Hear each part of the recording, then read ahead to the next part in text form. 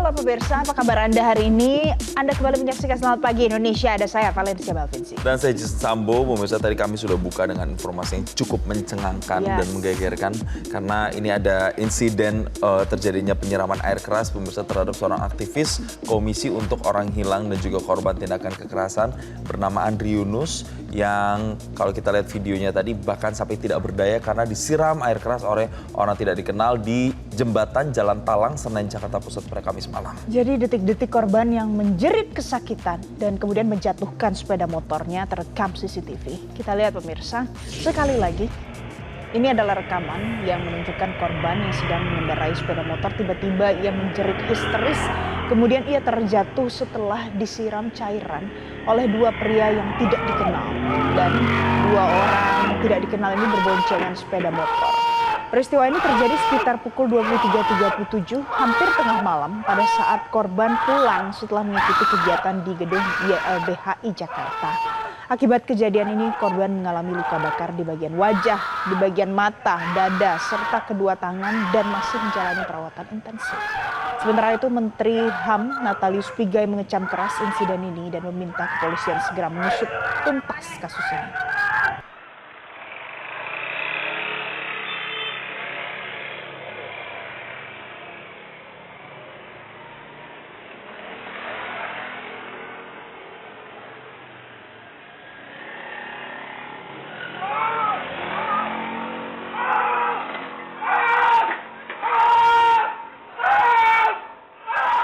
Kecam, tidak boleh membiarkan premanisme hidup di negara ini.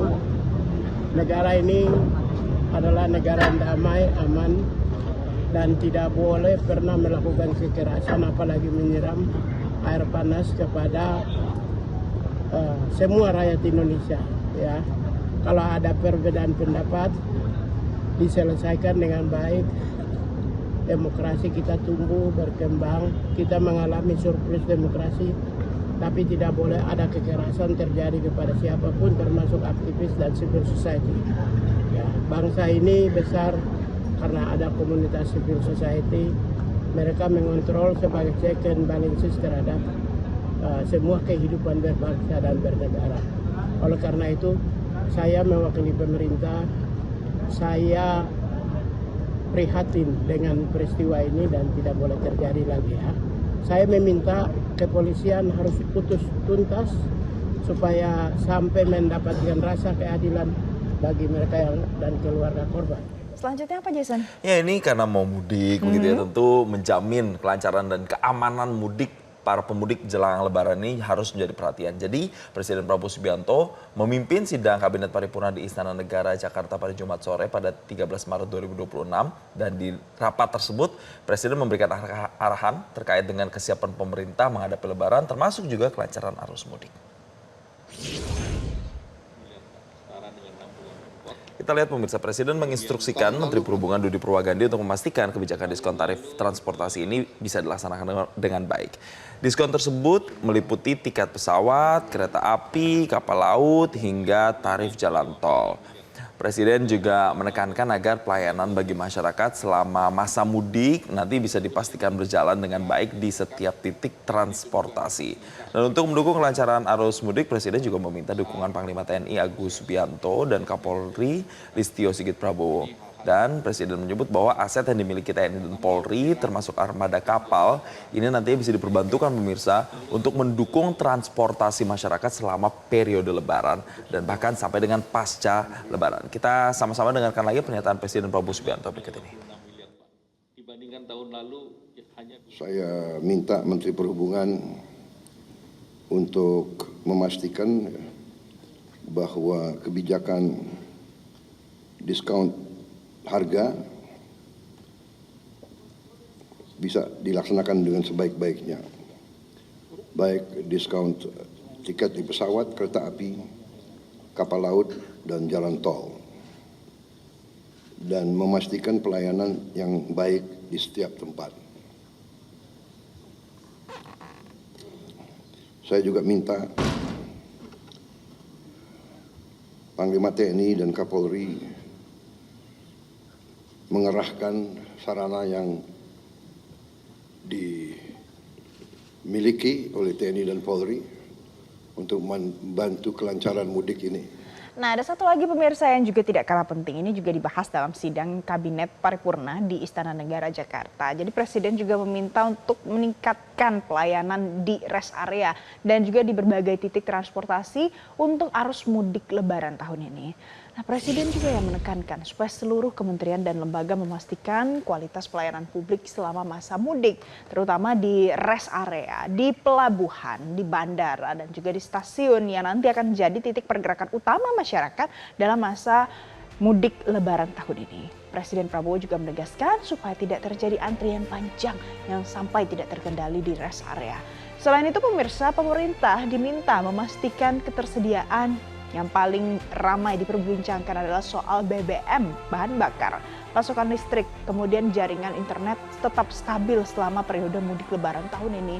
Langkah ini untuk menjamin perjalanan mudik masyarakat bisa berlangsung aman, nyaman, dan lancar selama libur Idul Fitri tahun ini. Kita akan simak apa yang disampaikan oleh Presiden Prabowo Subianto berikut ini. Saya minta kualitas pelayanan di rest area, di pelabuhan, di bandara, dan di semua stasiun ditingkatkan. Usahakan tidak ada antrean yang tidak terkendali.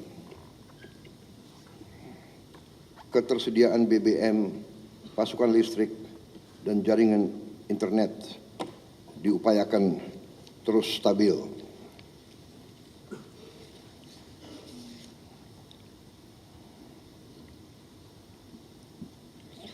Ini adalah Lebaran kedua pemerintahan kita.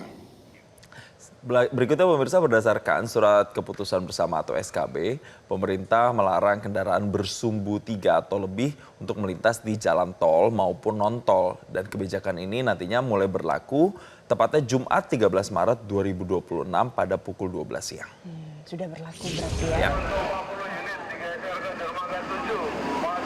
Jadi kita lihat pemirsa, larangan operasional kendaraan bersumbu 3 atau lebih ini berlaku selama 17 hari, terhitung 23 Maret nanti, akhirnya pemirsa pada 2026 mendatang. Kemudian Menteri Perhubungan Budi Purwagandi menyebut bahwa kebijakan ini diterapkan tujuannya untuk meningkatkan keamanan dan kenyamanan pengguna jalan selama periode arus mudik dan balik Lebaran 2026.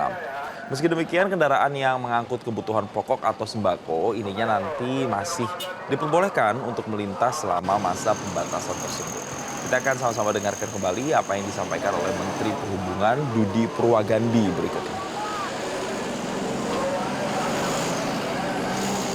Saat pembatasan kendaraan sumbu 3 sudah kita tetapkan di dalam SKB ya, untuk sumbu 3 yang sumbu 3 ke atas ya.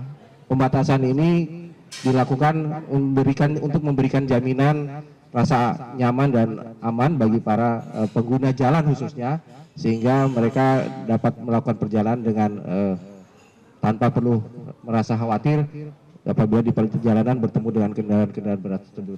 Kami tidak melarang, tapi kami membatasi untuk kendaraan-kendaraan yang sumbu 3 ke atas untuk terbit. Jadi apabila ada angkutan-angkutan menggunakan sumbu 3 atau golongan yang di bawahnya, itu masih bisa beroperasi. Jason langsung